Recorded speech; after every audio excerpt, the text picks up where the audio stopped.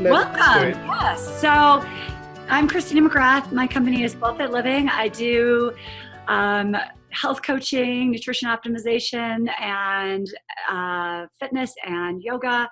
I run retreats all over the world.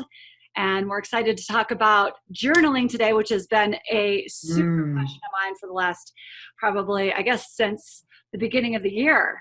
I know I'm a little Yeah. bit late on that one, but we'll get into that now. Charles. Yeah, so I'm Charles Leon, one-time designer, now speaker, bloggist, and lots of other things too. Yeah, we're going to talk about journaling today, and journaling is something that I've done all of my life, and still do, and still keep. I think most people in most professions keep notebooks or keep some sort of some method of sort of to-do lists and all the rest, but what we're going to talk about, I have to say, we have a slightly vested interest, don't we, Christina? Is that we'll get towards the end of this where we'll talk about what is basically, I think, one of the most effective methods of releasing creative blocks, if you have a creative block, that is. And it is incredibly effective, but it does take quite a lot of effort. So we're going to look at basically what journaling is, how it might sort of fit into your life, and who kept journals. I mean, and there's so many that I've only got a few slides as well. And then we're going to look at three different methods or sort of approaches, let's call it. Personally, I like to mix up all three. One is from a guy called Gregory, who's written this wonderful, beautiful book, and many other books as well. But the main one that we're going to talk about is called Everyday Matters. And it's written as Everyday Matters, not Everyday Matters, which is very beautiful. The other one is a very well-known consultant called Dan Rome, who advocates a method of sort of diagramming for explaining things and solving problems. And the third is the one that we really want to talk about, which is The Morning Pages or rather it's The Artist's Way by Julia Cameron, which is really a fabulous book, very deeply spiritual and also very effective. I mean, frighteningly effective, actually, if you do it and if you have a desire to release any sort of creative block. And she came to that method, as I'll explain a bit later, by trial and error and by reaching her own creative block. She was a script writer in Hollywood. So the first big question for us really is why you should keep a journal. And I know for myself that a lot of it is about sort of mucking about with ideas, is to try out things, to experiment with things, to diagram things, to explain things to myself, to observe things, particularly with sketchbooks, which I include as part of journaling. And I've always kept sketchbooks, still do.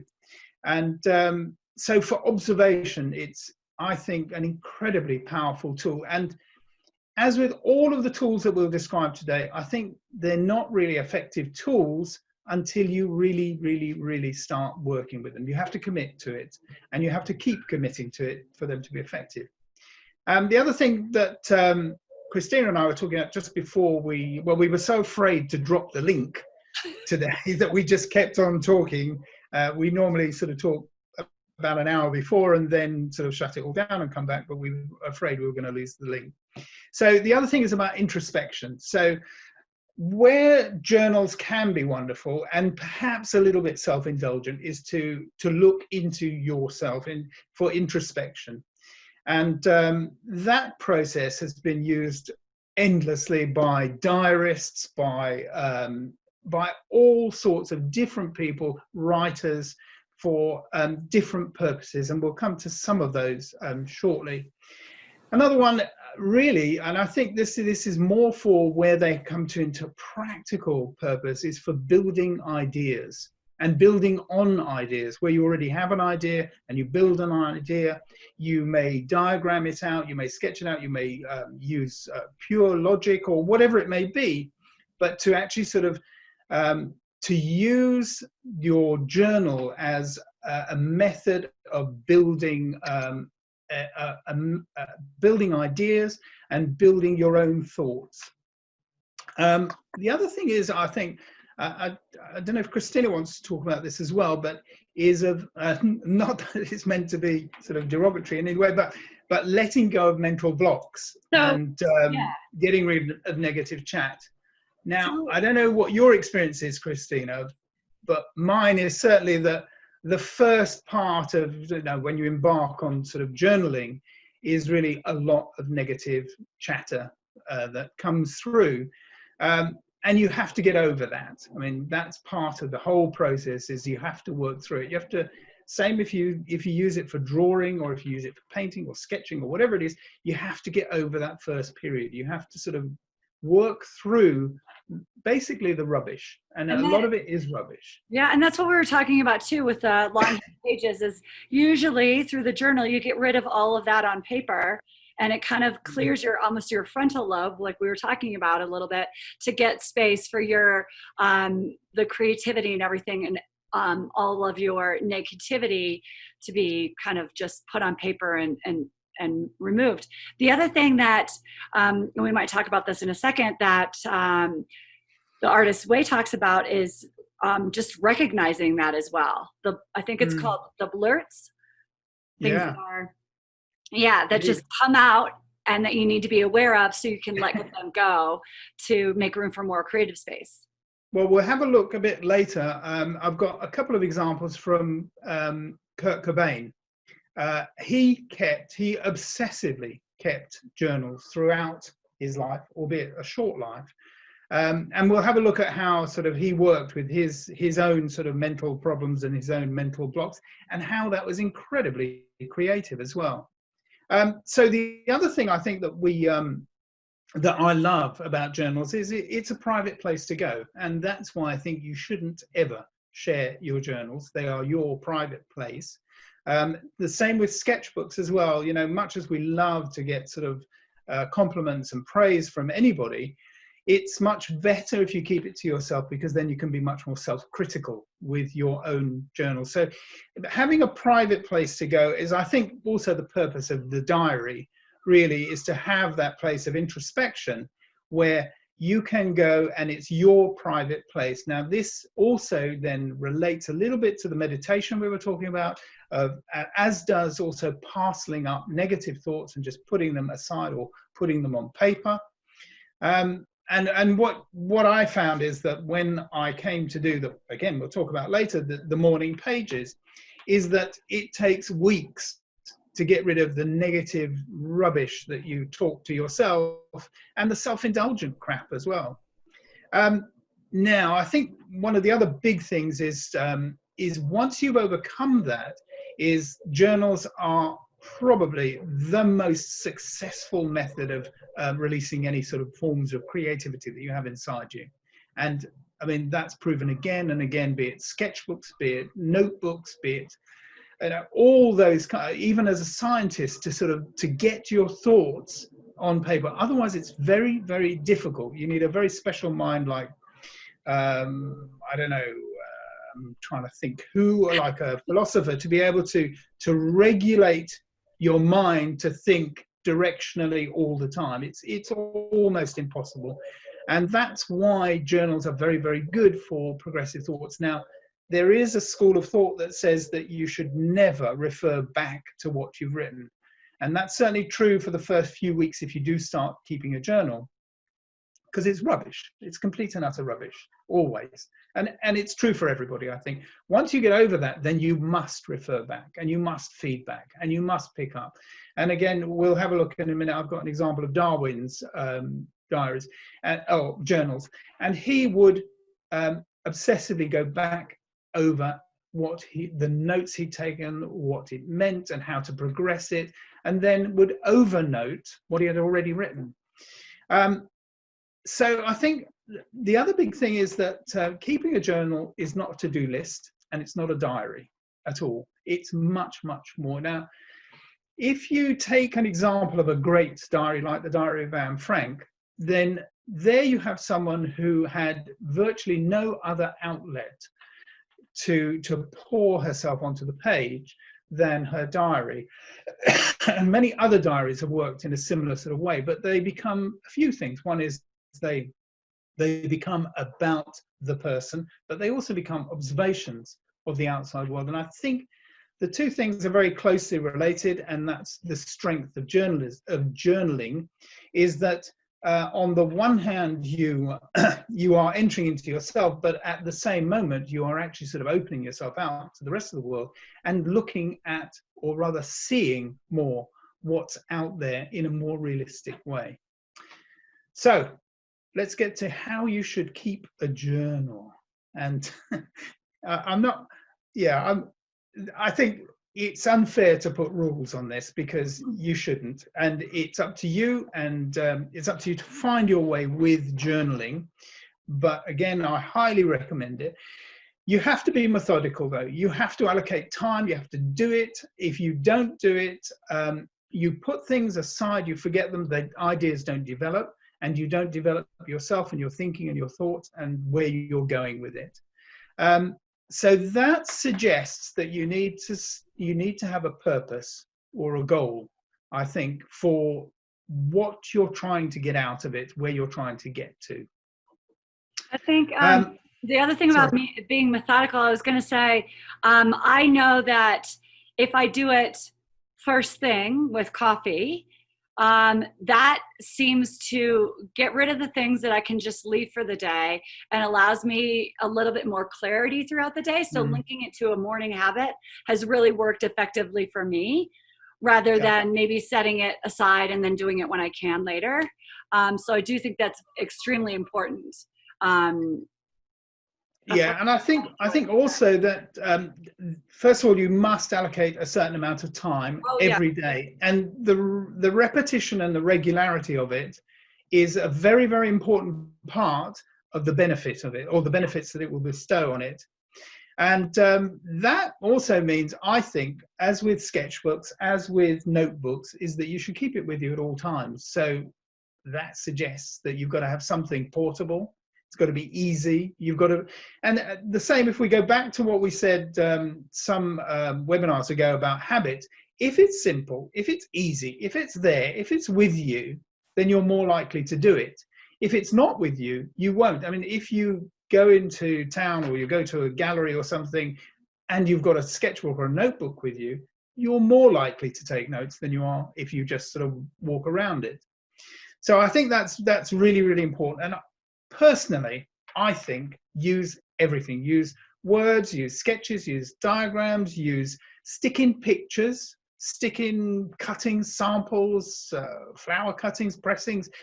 Whatever interests you is what it's about. And that's why I think you have to keep it personal, because it isn't something for necessarily for showing to other people. It may be eventually, probably when you're dead, but not before.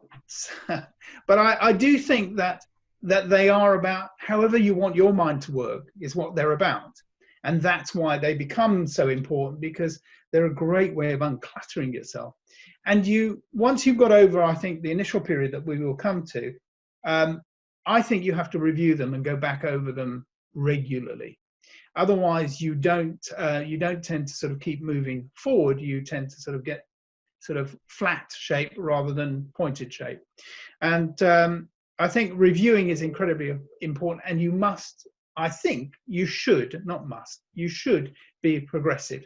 You should try to move forward. I can see that Anne was on a moment ago. I think she's still here. And she knows, because she sketches all the time as well. And you must sort of build on what you've done. And it happens almost automatically that the progress is made. And then you need also to challenge your own progress, as does Picasso, as do all the great artists, is that they are constantly changing. And why do they constantly change? Because they're reinventing themselves. And they're doing it, in Picasso's case, it's not so much the sketchbook, it's more to do with the actual act of painting or drawing or ceramics or whatever it was that he was doing.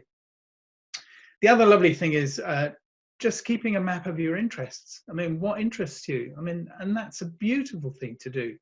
So even if it's collecting cigarette cards, or if it's just sort of little leaves or pressings, I think also what journals can do, I think, is to gather together everything that you're interested in and that interests you.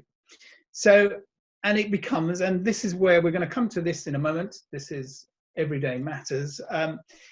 This is the Danny Gregory method that I will explain a little bit more in a moment, but it becomes then a map of your life. And that's a very, very, very beautiful and very mundane thing at the same time. So, and that's what makes, you know, the Diary of Samuel Pepys, or whoever it may be, so interesting and so fascinating. Also, the other thing I think journals can offer you as well, and should offer you, is the ability to experiment, to try out ideas. And this is, I think, a fundamental thing about thinking and creativity, is that one of the basic tenets of that is that we as humans have an incredible ability to try things out mentally. So you can try that on paper as well, of course. And you know, I always say, whenever designing to clients, you know, it's much cheaper to change something on paper than it is to change the physical building. So I think experimentation is a fantastic thing for journaling. I mean, and that's what you should be doing, and everyone should be doing. Yeah, and for the experimentation, I also find with journaling is, because you've kind of cleared the mind clutter, if you will, you're not hindered by any kind of logic or progression. You know, you're like, well, I wrote that, I might as well try this. So that experimentation, you'll try something, because it's a safe space now to experiment. No one's going to judge it. You can just kind of try things out. You can write. You can do a new business idea, because you can always rewrite it tomorrow. Yeah, and it's a great place to generate new ideas. Yeah, I don't think you can. Well, you can push ideas, but if you push ideas, that means that you've got something, an end goal in mind. Otherwise, you're not pushing towards anything. But in terms of just sort of floating ideas out there and then reviewing and picking them out, that's again where the journal comes. What I find as well is that, you know, you have lots of ideas in a day, but most of them just float away. I mean, and I can't remember them. And some of them, I mean, I may have found the meaning of life and I can't quite remember what it was, but I did know it for 5 minutes. Well, maybe that was after a few bottles of wine, of course, because then you're sure you know the meaning of life. of course. But what is lovely about a journal is that is the place to do it. And that's why you need to keep it with you at all times. I'm not sure, and this is another discussion really, is whether that works electronically as well. For me, it doesn't. And this is something Christina and I were discussing earlier, is I still write and draw by hand. And for me, there's something very important about that physical connection to paper, to eyes, to hand, to pencil, paper, whatever it is. And I think that's very important. And Julia Cameron, who we will get to eventually, she insists actually that you write in longhand. But I'm not sure that that's necessarily right anymore, because I know particularly with my children is that they can type as fast as they, well, I think as fast as they can think, which is not very fast, but no, I shouldn't say that's not fair. They do think very quickly. And my son will be very offended if I say that to him. So I'm gonna share my screen, but we will, just to give you some lovely examples of journalists or journals, people who kept journals. So this is from DaVinci, and I mean he's very well known, obviously, for keeping his notebooks, and his notebooks are what we've seen. But you know, this is an absolutely direct route into his thinking, how he thinks, his mind. And it is amazing. I mean, I'm just always in awe. There was a fabulous exhibition a year and a half ago, I think it was, of DaVinci drawings. And they absolutely blew me away, because they're not really, mostly they're not drawings, they're mostly notes and thinking. And, you know, if I do this, and if I try that, and if I did this, and if I went this way, which I think is quite amazing. Now, hopefully this will flick. Yeah. So these are from the journals of Darwin, Charles Darwin, and on the left, at least it's on the left on my screen, you can see the words at the top left-hand corner, which is, I think. That's perfect. This is partly to do with the taxonomy of partly of his theory of evolution.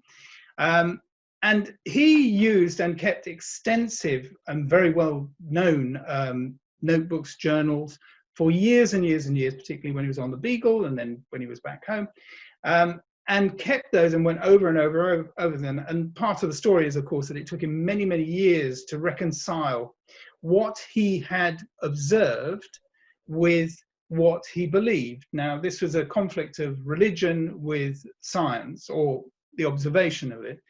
And yet he got everything down in his journals, but kept reviewing them, and then was afraid to publish, I believe, for years and years and years, because he couldn't reconcile his beliefs with his observations.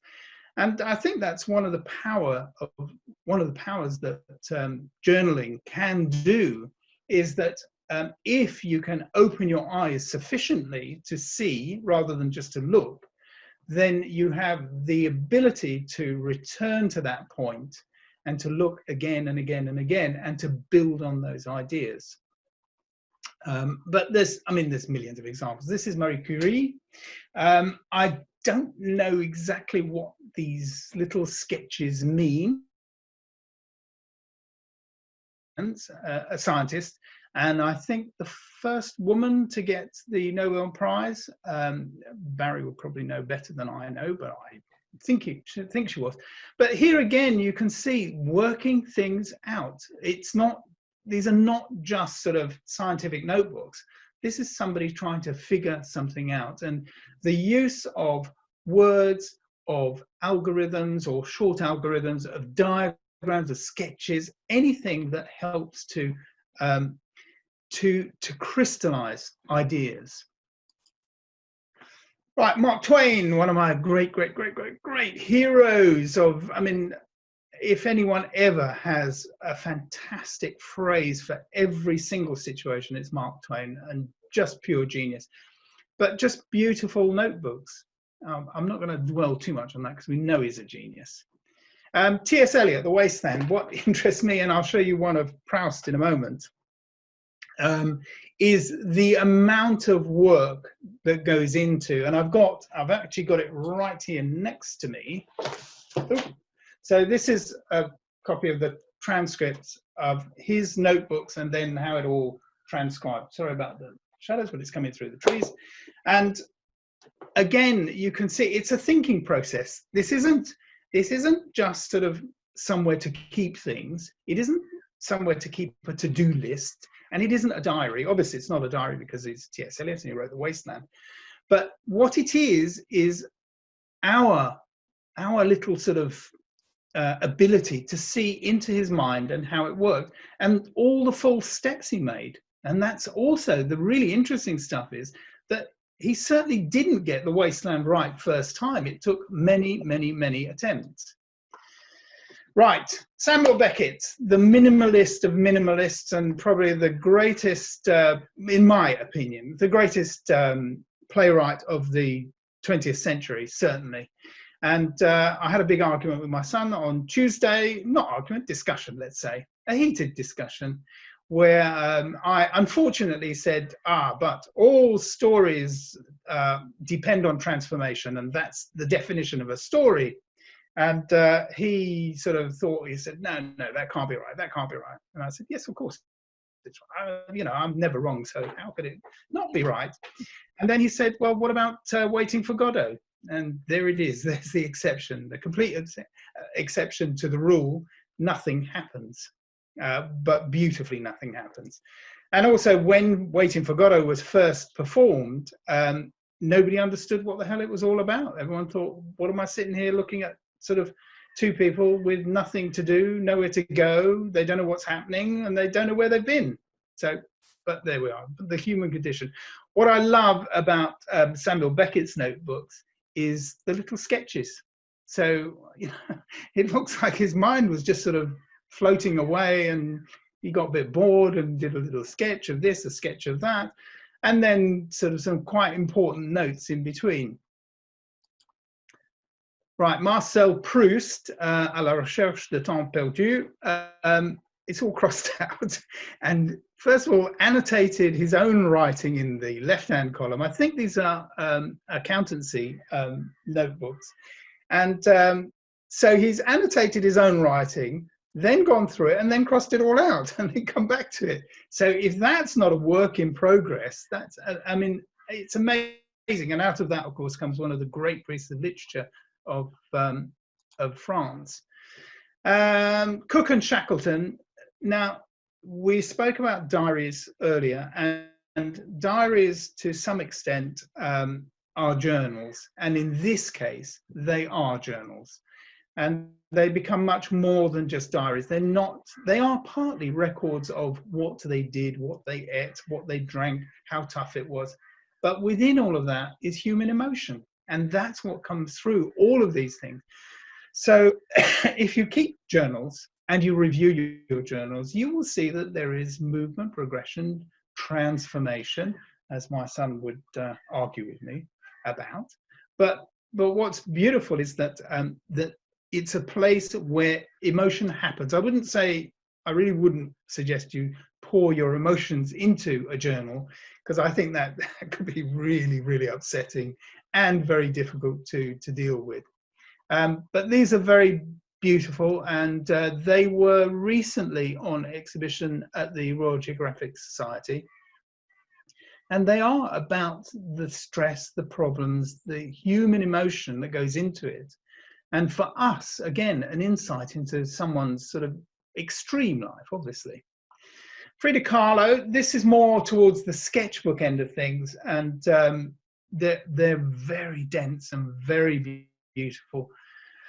And I think quite special in that sense. And this represents the other sort of end of journaling, is sketchbooks, which no self-respecting artist cannot keep either notes or sketchbook or some method of recording thoughts and developing ideas. And there's that beautiful sketch in there, which I don't know if it's a hand or if it's a frog or if it's an animal, just sort of up on the right-hand side there. Right, Kurt Cobain, complete nutcase. I mean, there's hundreds of pages like this, and they've kept all his journals, but they are, again, an insight into everything he was thinking about. I mean, he's designed T-shirts in there for Nirvana. He's put down his thoughts, songs, anything that was happening in his life, albeit a short life. It's in here, and that's really what a journal should be. But I don't think he was doing it because he wanted to document his life. I think he was doing it because he felt he had to get something out of himself, and he just put it down on paper. Einstein, and I can't read German, but I really, really love the fact that there's this little shark drawing in there. I don't know what it means. I wish I could read it, and perhaps I need to get a translation of it. But I love the fact that he's got a little doodle somewhere in the middle. Here is one of the greatest minds of the last century. And he also sort of does little doodles, and he's famous for his powers of visualization and his ability to take very, very, very complex concepts and to distill those into sort of visual imagery. But again, always keeping notes and journals. Right, so that brings us to Danny Gregory. Right, so I'm just gonna launch into all of these three so that we get through them. So Danny Gregory is an artist, but as far as I understand, there was a terrible traumatic incident where his wife fell off a platform, I think in New York, or maybe, or anyway, she got crushed badly and remained in a wheelchair. From that moment, it probably happened before, but from that moment, he documents everything in his life. I mean, everything. His breakfast, his, even as you can see down here on the left, nothing to draw. So, but he finds things to draw, and he uses words and sketches and color and sometimes sticks things in. But what he advocates doing is taking 15 minutes every day and to focus and concentrate on just what is in front of you. And that focus and concentration and observation will begin to gradually distill into a sort of chronology of your life, and also in terms of developing ideas, in terms of getting things out of your head. And I love the fact that he writes everything by hand as well. And his little sketches are just beautiful. Especially, I mean, even the little lesson one man who's just a stick man, and which we'll come to in a moment when we talk about Dan Rome, is the simplicity of keeping a journal. So he says that journaling is a document of what you see. And he does say see, not look at. And that's the key difference, I think. And the key thing that a journal can help you to achieve is to see rather than to just look. And it's a record of your life. And, you know, if you were to keep this throughout your life, what a beautiful, beautiful journey that would be for somebody to take after you. A bit like we take endless photographs of ourselves and everything we do nowadays. Well, he's slightly more connected to it and possibly less sharing, although he does share obviously in his books. Now he says as well, right, so make your journal compact, portable and inexpensive. And I would completely agree with inexpensive. Nothing is worse. No, I shouldn't say nothing's worse, because I'll be very pleased if you want to give me a gift, but nothing is normally worse than getting a very expensive notebook. Because actually what you want is you want something that you're not precious about, that doesn't matter. And he says, you know, keep it very simple, keep it personal, don't share it, and keep mundane records. You know, there's nothing wrong with drawing what you had for breakfast. There's nothing wrong with writing about it. It's the small things that really, really matter, as he sort of, that's his central sort of premise. He says working in short bursts works much better, and to do lots of small steps. Now this sort of relates to everything that we've been saying with habit, with visualization, with meditation, with mindfulness, with direct deliberate practice, is that you have to take little small steps to accumulate some distance. Otherwise, if you try to leap too far, you'll get disillusioned and you'll fall back. He says also experiment, and he also says if you start, he's more interested in sketching and drawing and sort of annotating life. But he says that if you just get started and you keep it up, you will be amazed at how much improvement you will find. And that's absolutely true, is that you can't just say I'm no good at drawing and I'm not going to do it, or I'm no good at writing and I'm not going to do it, because it doesn't matter. If you're not showing anybody, it doesn't matter. You just do what you do and what you need to do, what you need to record. He says use drawing, design, sketching, writing, calligraphy, collage, anything that has some meaning or relevance to you, or in that moment, doesn't matter. And then also this blending of intuition and analysis, which I wholeheartedly agree, because it's a whole, and I think maybe that's partly why I still like sort of using a pencil or a pen and paper, is because it does combine a bit more of both sides, or that holistic view of how you think, how you use your mind and your body. And, you know, I've always sort of advocated that mind and body are the same thing. It just happens that the sort of control center is just up here rather than in the rest of your body, but it is the rest of your body that is supplying, feeding, functioning, and is receiving all the information from both directions, in and out. And also thinking with following your intuition, I've noticed definitely your intuition becomes more clear when you get the chatter out of your mind. and Yeah. you start to become more confident. You start to trust your gut, and you start to think about like, oh, okay, I'm having the same kind of development along, this week. That might lead to something that I might want to, Yeah. learn more about. So trusting your intuition, I feel like there's a clarity that definitely comes with journaling. And you can see I think that in all so. the people that you've been showing as well. Yeah, and I think also that it has to become a habit, but it has to become a habit. The habit is doing it, but it's got to be quite experimental, I think, and it has to be relatively free as well. And you have to get over that period of, oh, this is all rubbish, or this is all crap, or that drawing's no good, and I'm never going to do it again, and I'm writing just completely self-indulgent rubbish. So you have to get over that, and that takes a little bit of time and a little bit of practice, and it takes focused practice, I think, as well. He definitely says, allow yourself to change and develop and follow your instinct wherever that may go.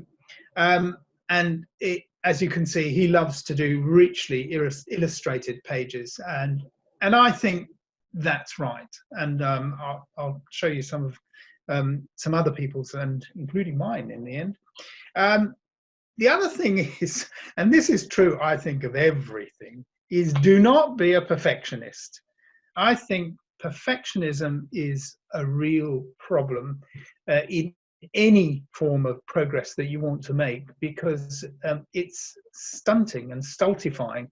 So, and he also would suggest do not share.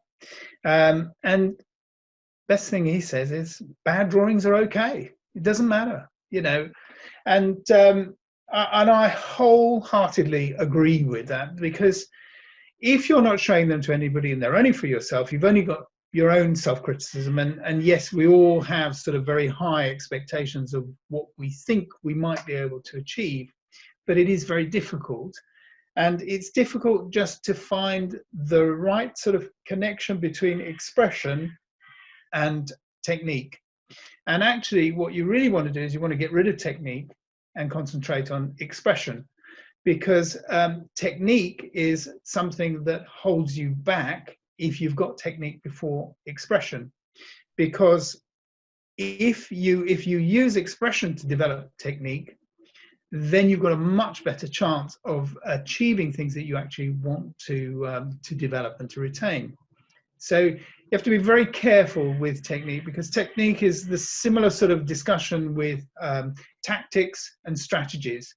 Is if you run a business, you need to be strategic, and you have tactics in order to achieve that.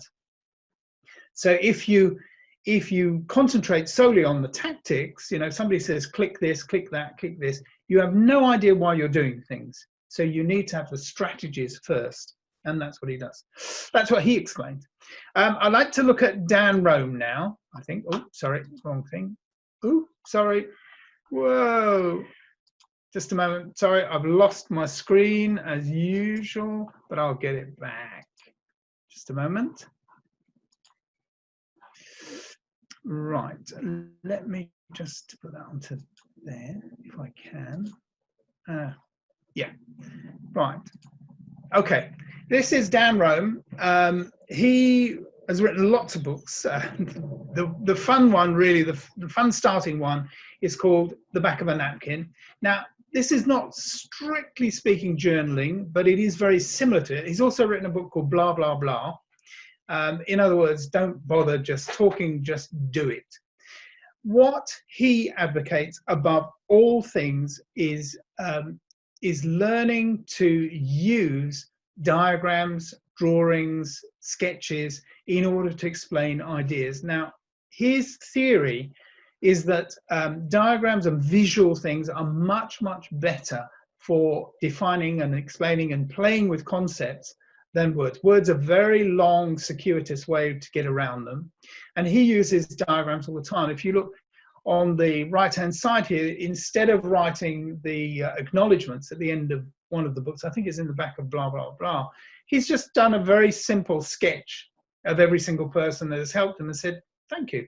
And a much, much nicer way to do it. But what I do love is this this ability, as with the drawing in the middle, where he's in the middle, of just simply bringing ideas into a visual context. And what I think that does, and I would agree, because I do quite a lot of that sort of thing, and not that I'm any sort of paragon of any virtue, but what really works with this is that you then use a different set of problem solving techniques, which is a different way of thinking. Now, if there's one thing that gets taught in all problem solving, it's you have to think, pardon the cliche, but outside the box. So if you can use a different method, a different technique, if you like, that can jar you or jolt you outside of thinking in one particular way. I mean, it's like if you think in terms of sort of logical syllogisms all the time, then all you're going to get is logical answers, and that's not much use for any sort of inductive logic or any sort of creation of ideas. What you need, I think, and what he would advocate very strongly, is that you need to have more than one tool in your toolbox, basically. So for him, it's mostly a way of looking at problems, and obviously he sells it to businesses, and he's very, very, I mean, he advises, I think, Disney and CNBC and all sorts of and Google, of course. But there's a 4-step process. Oh, he's got one lovely phrase, actually, one really cute phrase, which is, the hand is mightier than the mouse. So there you go, which is very cute. And he advocates also starting with very simple shapes. All you have to do is learn sort of 10, 15 shapes and just combine them in different ways. As with that little seesaw there's the concept, very, very simply sort of illustrated. And there's only, 4 different shapes in there, maybe 5, and a few words, which I think is brilliant. Absolutely. So he has a 4-step process to visual thinking, which is look, see, imagine, show. So this is mostly to do with preparing presentations and solving problems. Is look first, that is observe, then learn to see what you've observed, then use your imagination, then sort of brainstorm or ideation, whatever you want to call it, and then communicate it to someone else. And as far as Dan Rome is concerned, he says there's only 3 tools you need.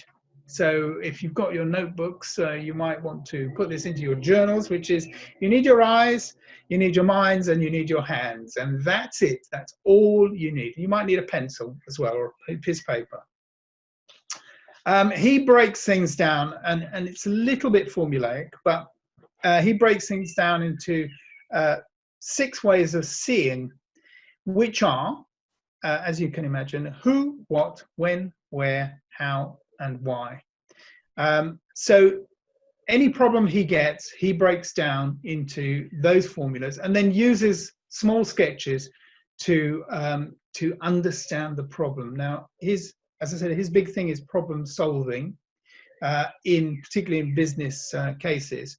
And one of the fundamental starting points of any sort of business solution is finding actually defining the problem. What is the problem? You know, who does it affect? How are we looking at the problem the right way? Can we turn it around? Can we do this?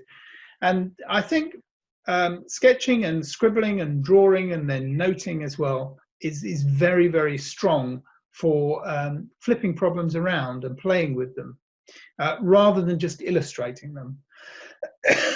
And he has this acronym, as all good writers must have an acronym, which is what he calls SQUID, which is keep it simple, keep the quality high, use your vision, make it individual, and then make a change. So those are the sort of the 5 key tenets. So he's got his 4-step process, his 3 tools, his 6 ways of seeing, and his SQUID. So now we come to Julia Cameron. Now, Christina and I are massive fans of Julia Cameron, who wrote this book, The Artist's Way. I can't remember, was it 1979 it was written, or 1999? Yeah, it's 25 years old. Yeah. And yeah, 1995 it came out. Yep. Um, 95, yeah. right.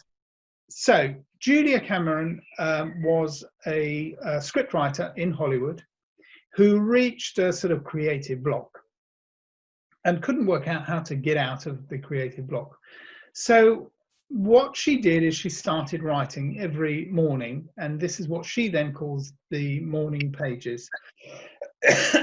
And then she realized that she was onto something, that there was a method of working through and unblocking any sort of creative block. Now, this isn't just about writing at all, and the method works. I've done it. Christina's done it and is doing it again. Yes. And it is unbelievably, right, and I have mine too. We have our book.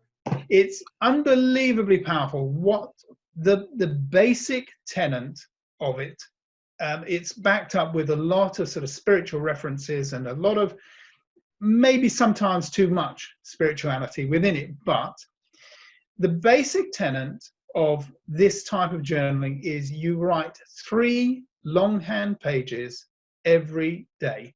So whatever it is, no matter what you're doing, you wake up and you write your morning pages. Now, it sounds like utter sort of, I don't know, chaos and dullness, but actually the first 3 weeks are absolutely that. They are painful, they are dull, they are boring, they are self-indulgent. Didn't you find that, Christina? Well, I was gonna say mine was hopeful. Oh, right. So I think it's interesting just because you go through this at different points in my life. Even I started mine, well, funny enough, I started mine March 19th, pretty much the day everything came up about COVID. So I have the whole COVID, including, what's going on with anti-racism, everything's in there. So it's a very interesting storyline, but I found that because we had a lot of world things going on, my voice is changing a lot through this. So it wasn't about me at first, where maybe when you do start your journal, it's about different things like that. So I find it to be, I think it's just what's going on in the world as well. I mean, what I think it achieves is something very, very similar to meditation. Yeah. And, we were discussing earlier, why do you have to write longhand when you could do it on the computer? I'm not sure that that's necessarily relevant. When it was written, perhaps, for some people nowadays, that may not be the case. But I think that there is something about the physical connection of writing with the mental connection of writing. She advocates that you must write stream of consciousness. I mean, no going back, don't cross things out, don't edit, don't do it, just write, just run forward with your writing. And what the other thing that she advocates and says is that that it's not art and it's not writing. This is not what it is. It's only about sort of finding a place where, and she goes through various chapters of sort of finding a sense of security, finding a sense of identity, all sorts of different sort of aspects that you have to approach, and she supports all of them. The other thing that she heavily advocates as well is what she calls an artist date. So not only should you keep your journal every morning with your morning pages, but you must take yourself out, which is slightly difficult at the moment, on an artist date. You must do something that nourishes your spirit. So whether that's going to an art gallery, whether it's going to a walk by the river. Well, the other thing she's got in the second book that she's written is that you should walk at least once or twice a week, and you should walk, quietly, gently. And I think this relates to what we were saying about exercise, is the benefit of exercise on mental health as well. So again, the morning pages must absolutely be completely and utterly private. They're just for you. They're not for anybody else. And she says, actually, which surprised me when I reread just the first chapter the other day, is that don't read them for the first 8 weeks. Do not go back over them. And I must say, I didn't quite stick to that when I first did it. I went back over them and I was horrified. I thought, what a load of rubbish. Please don't let anybody ever see these. I've since sort of thrown those in the bin. But what does happen is that you gradually, as you were saying, I think, Christina, is that you gradually find your voice. Yeah. And that's a really, really beautiful thing. And it doesn't matter if your voice is through sketching, drawing, or whatever. What this process does is it gently and methodically releases you from that sort of self-indulgent thinking, but you have to do it first, I think. And that's why I think it is such a powerful tool. And I would highly recommend everybody to get the book and have a go. I mean, but you have to stick to it. You have to stick with it. She also says, do not be a perfectionist. Whatever you do, don't be a perfectionist. And I mean, unfortunately, I shouldn't really admit to this, but these are some of my notebooks. So there are two from China there. There's one quite recently, because you can see COVID up at the top, and then the other is just some note-taking and diagramming and stuff. So I thought, just to give you a rough sort of, I mean, as I say, I'm no paragon of virtue, but I enjoy it. And actually, I love writing by hand. So anyway. And I think one thing that I did want to say about the Artist's Way is that if you do the Artist's Way with a book, and then you also do a stream of consciousness writing, and you get stuck, you can come back to the book and get ideas on what you might want to dive into next. So it's a cool tool to get started because it does give you a little bit of direction. And I do think with all of the people that we're going over today, it's just not about perfectionism. It's all about just getting it out on paper. And it's all about— Did you find as well, Christina, that once you've got over the initial period, for me it was about 6 weeks or so, which I know sounds a long time, but once you got over the initial period, I actually sort of couldn't wait to wake up to think, I'm going to do my pages now. I'm going to get on with it. Yeah, there's no way that I couldn't do them now. It's weird. Because I did think the other day, so I've done them every day since March 19th. And I just finished my first one, and this is my second one. And I'm going to actually go over the book again because I'm at a different point. But I found that I did them in the afternoon one day and I wasn't as clear. Like I didn't get all the crap and the to-do and all that kind of stuff down in order to get me into my creative space. So I thought that was very interesting. And what she guides you through, and it is really a guide for journaling and for creative expression, is I'll just go through them very quickly because I've got it in front of me. Recovery of a sense of safety, a sense of identity, a sense of power, sense of integrity, sense of possibility, and a sense of abundance, sense of connection, sense of strength, sense of compassion, self-protection, autonomy, and a sense of faith. I mean, you couldn't ask, if you could get all those things into your life, you'd be doing pretty well. Negative chatter, which is something we spoke about very briefly before. I'm going to start sort of wrapping up, but negative chatter, she says quite rightly, and we said too, and everybody says, negative chatter is not the truth. That's not it. That's just repetitive patterns of thinking. It's not the truth. And your sensor, your mental sensor's opinions do not count. But get it out. Get through that stream of consciousness if you can. Never skip or skimp on your 3 days. That's the other sort of rule. And the key rule, I think, and I think all any sort of creative professional will sort of say, is that you don't need to be in the mood. You just have to turn up. That's all you have to do. And that's the secret to it, really, is you can't wait for inspiration. You just have to turn up and it will work its way through. The other great thing, of course, is that the writing, the thinking, the doing, and I would advocate also using sketches within it if you want to, is that it's left brain, right brain. You are using the whole brain, and front and back and middle and limbic and all the rest. So it's much more holistic, and it works much more towards your more natural way of thinking, which is pattern making. And pattern making is one of the quintessential human needs in order to find meaning, in order to find purpose, in order to make stories. And my son will probably have an argument with me again about stories, but that's okay. He's wrong anyway. He's not completely wrong. So they're and I think this is true of all journaling. Once you get over the hurdle, is that they're all spiritual and meditative, and they're a map of your own interior, really. And that's why you shouldn't share it with anybody unless you really want to. I don't know. And she says a lovely, lovely, lovely expression: think mystery, not mastery. And I think that's very, very cute. And be playful. You must be playful with them. You know, there's no reason not to be.